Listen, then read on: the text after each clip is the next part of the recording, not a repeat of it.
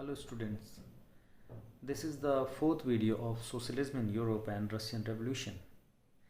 In the previous video we have seen 1905 revolution in Russia. We have also seen that price hike and essential commodities, the incidents of Bloody Sunday and creation of elected consultative parliament, which is also named as Duma. There we have seen First World War and the condition of Russia in it. Now in this video we are going to see the February Revolution and October Revolution and their impacts also. Now this section is related to the February Revolution in Petrograd, and these are the events related to. In the winter of 1917, Petrograd was grim. There were food shortages in the workers' quarters. 22nd February, a lockout took place at a factory.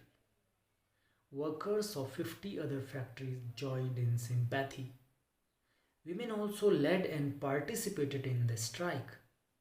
This came to be called the International Women's Day. This point is very important. Okay, just focus on this. 22nd February is celebrated as International Women's Day, and because of this incident, the government imposed a curfew as the quarters of the fashionable area and official buildings were surrounded by workers. On the 24th and 25th, the government called out the cavalry and police to keep an eye on them.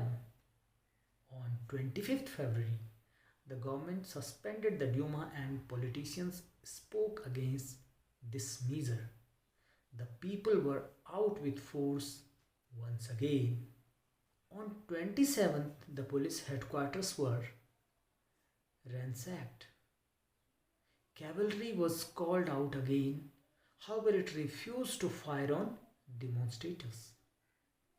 An officer was shot at the barracks of a regiment and other regiments mutinied. Voting to join the striking workers gathered to form a Soviet or council. This was the Petrograd Soviet. Okay, you keep in mind the meaning of Soviet is council. Now a delegation went to meet the Tsar. Military commanders advised him to abdicate. The Tsar abdicated on 2nd March. A provincial government was formed by the Soviet and Duma leaders to run the country. The people involved were the parliamentarians, workers, women workers, soldiers and military commanders. Look at this picture. You will see the condition of Petrograd in February 1917. In the first picture, mass demonstration is shown, and in the second picture, it is about the funeral of revolution's victims. Now, what were the effects of Petrograd's revolution, February 1917? Restrictions on public meeting and association were removed. Soviets were set up everywhere. In individual areas, factory committees were formed which began questioning the way industrialists ran their factories. Soldiers' committees were formed in the army. The provisional government saw its power declining and Bolshevik influence grew. It decided to take stern measures against the spreading discontent. It resisted attempts by workers to run factories and arrested leaders. Peasants and the socialist revolutionary leaders pressed for a redistribution of land. Land committees were formed and peasants seized land between July and September 1917. So it's a big event there. Now it is related to October Revolution.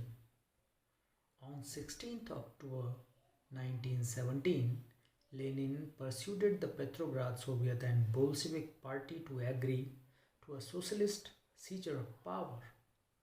A military revolutionary committee was appointed by the Soviet to organize seizure. Uprising began on 24th October. Prime Minister Kerensky left the city to summon troops. Please keep this point in mind. Generally, it is being asked that who was the Prime Minister of Russia during October Revolution. Kerensky is the answer here. Military men loyal to the government seized the buildings of two Bolshevik newspapers.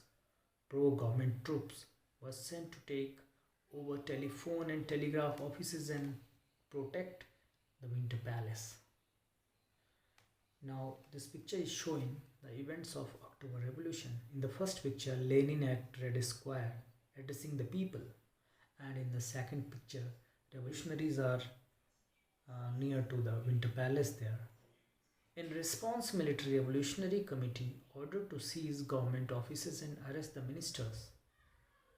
The Aurora ship shelled the Winter Palace. Other ships took over strategic points. By night, the city had been taken over and ministers had surrendered. All Russian Congress of Soviet and Petrograd approved the Bolshevik action. Heavy fighting in Moscow. By December, the Bolsheviks controlled the Moscow-Petrograd area. The people involved were Lenin, the Bolsheviks, troops. Which troops? Pro-government. Okay. So here it was about October Revolution. Here we'll see the effects of October Revolution.